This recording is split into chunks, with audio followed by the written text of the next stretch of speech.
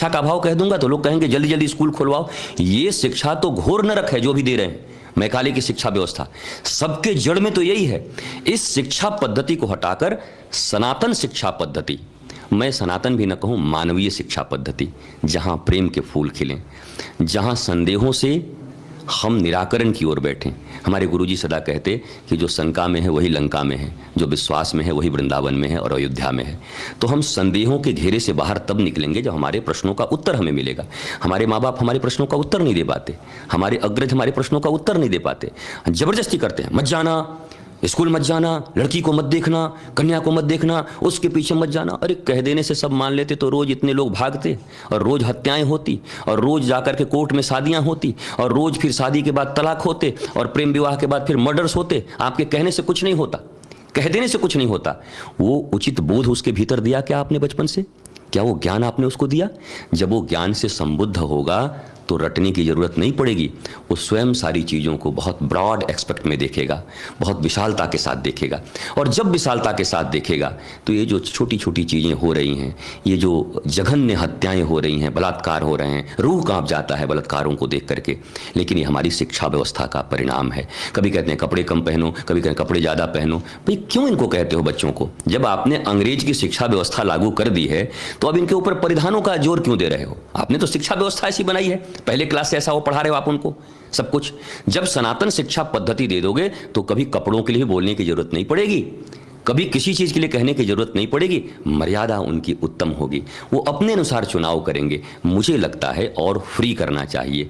दमन से आज तक कोई भी कार्य हुआ नहीं है, ज्ञान से सारे कार्य विशाल हो गए हैं। लोगों को नॉलेज दीजिए, नॉलेज से युक्त करिए।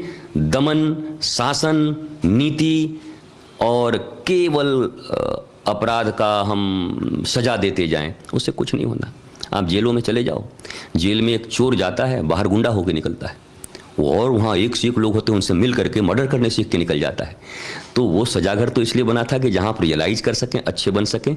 आप ताज्जुब करोगे कि जेल जाने वाले लोग जो भी निकलते हैं वो बड़े अपराधी होकर निकलते हैं और बड़ा गैंग लेके निकलते हैं। तो आपको नहीं लगता कि पूरी की पूरी व्यवस्था में कहीं खामी है? लेकिन नक्खार खाने में तूती, मैं बोल ही सकता हूँ। हाँ जरूर इतना पता है कि वायुमंडल में बोली हुई बात कोई खराब नहीं होती, वो गूंजती रहती है। आज नहीं तो 100 सालों के बाद भी ऋषि की बातें सुनी जाएंगी और ये सारी व्यवस्थाएं बदली जाएंगी। सबसे पहले शिक्षा व्यवस्था बदल जाए। ये बलात्कार की घटना, ये सेक्स से संबंधित कुंठा, ये मनी के प्रति इतना आकर्षण, उसके लिए मौत, रिश्तों में दरार, ये सब समाप्त हो जाएगी। मैं आप कहो तो लिखित दे सकता हूं गारंटी के साथ, नहीं तो मुझे सरेआम फांसी पे चढ़ा दे सरकार। 10 साल से 15 साल अगर मैं जिंदा रहूं तो मैं सूली पे चढ़ने को तैयार हूं।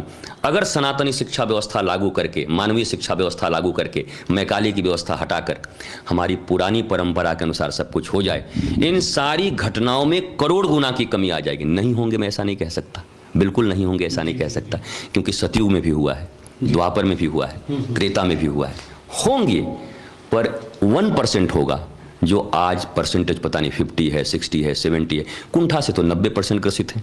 आप पूछिए किसी से, उसके दिमाग में मनी एंड सेक्स ही चलता रहता है और बाहर से उसको बोलना नहीं, बाहर से उसको जेंटलमैन बनना है। भीतर किसी को देखता है तो नंगा ही देख लेता है उसको, पर बाहर से उसको हाथ जोड़ने हैं।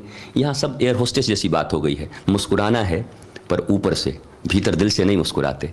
हमें नौकरी मिली है इसलिए मुस्कुरा रहे हैं। यहाँ जेंटलमैन भी भीतर से नहीं है, बाहर से हैं जेंटलमैन। पर भद्र पुरुष, भद्र हमारे यहाँ कहते हैं, जेंटलमैन को भद्र पुरुष कहते हैं, जो कल्याण के लिए जीता है, कल्याण के लिए सोचता है और कल्याण ही करता है, उसको भद्र पुरुष कहते हैं। ये अंग्रेज के जेंटलमैन टाई, पैंट और टोपी लगा के इनको जेंटलमैन कहा जाता है।